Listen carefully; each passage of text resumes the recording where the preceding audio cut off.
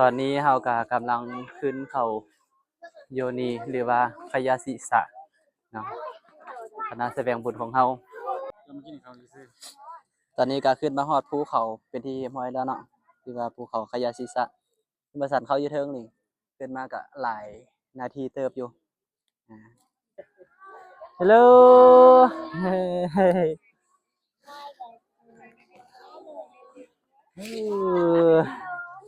beautiful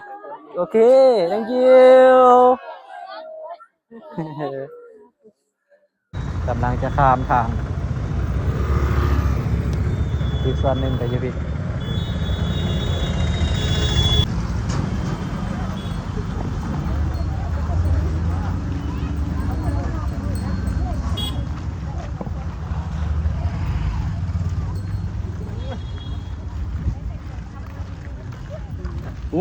สุด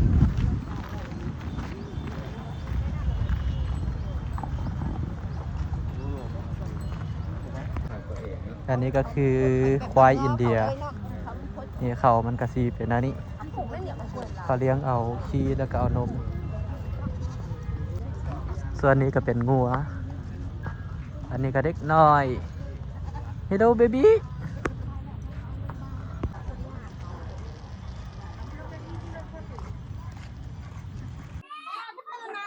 ตอนนี้เราก็กำลังขึ้นเขาโยนีหรือว่าพยาศิสะเนาะคณะแสดงบุญของเรากำลังจะเดินทางขึ้นไปก็มีเด็กน้อยเด็กนี่เด็กกะติกกะตี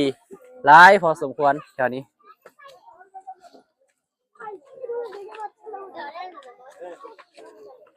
น้อยของพระเจ้าก็มาขอเงินเนี่ยเด็กน้อย What is your name นะ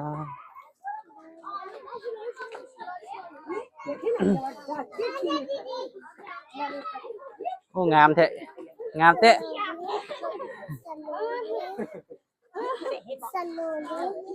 ว้าว No monkey bomb. No hair. No hair.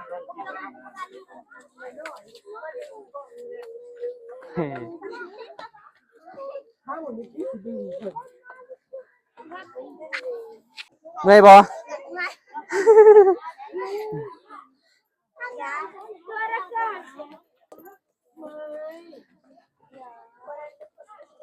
กำลังขึ้นเขาระหว่างทางก็มีขอทาน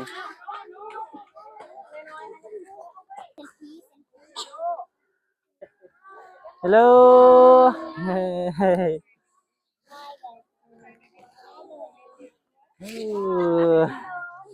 beautiful okay thank you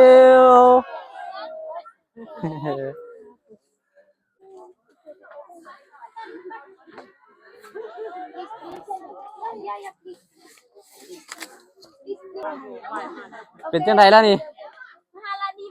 เมื่อยแล้วบ่วิวภายในเมืองก็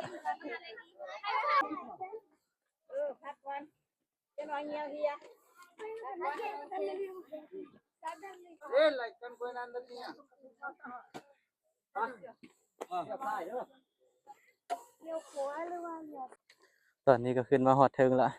เป็นจังไดเมื่อยบ่เขาไหนเบิ่งแต่หน้า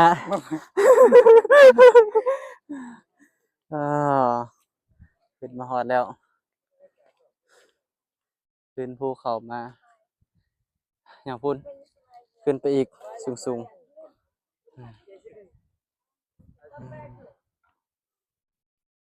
วิวทางเทิงจริงก็งามแฮงเห็นเมืองได้ยินแต่เสียงกงเสียงแก่กิ๊กๆๆพุ่นล่ะ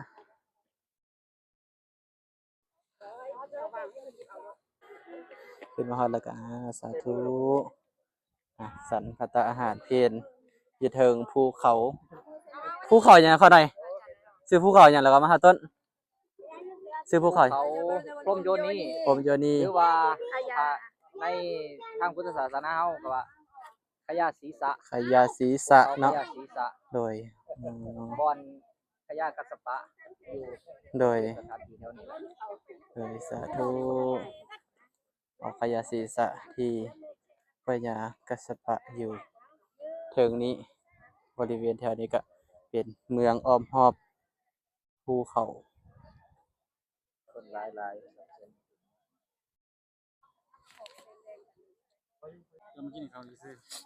ตอนนี้ก็ขึ้นมาฮอดภูเขาเป็นที่เรียบร้อยแล้วเนาะที่ว่าภูเขาขยาศีสะ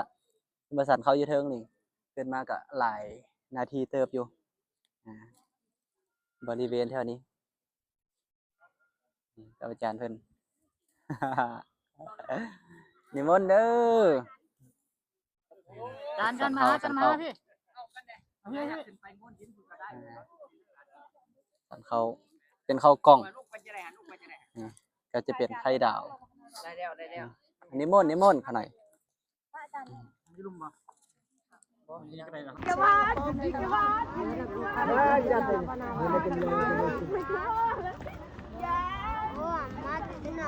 खाली video Kayla बनाता है, अम्मा जाना पैसा नहीं देता है, बुक का